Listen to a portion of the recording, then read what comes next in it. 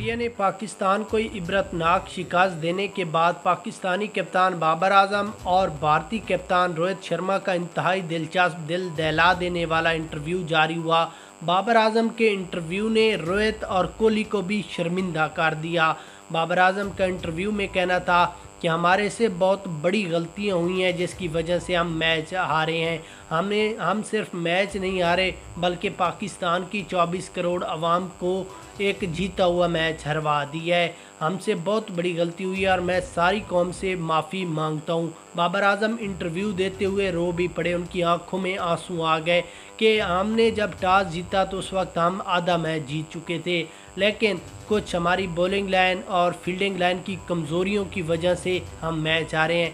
अब जो भी हमने गलतियां की हैं वो नेक्स्ट एशिया कप में के किसी भी मैच में वो गलतियां नहीं होंगी। उसके बाद रोहित शर्मा के इंटरव्यू में कहना था कि पाकिस्तान की टीम अभी छोटी टीम है, उनसे हमारा कोई मुकाबला नहीं। हमने पहले ही बता दिया कि हमने पाकिस्तान को एक तारीखी इबरतनाक शिकस्त देनी है और वो हमने दे दी है। यही आगे हमने एशिया कप का भी फाइनल जीतना है और वर्ल्ड कप का भी फाइनल जीतना है। पाकिस्तान टीम तैयारी कर ले, आगे फाइनल मैच हमारे साथ खेलना है।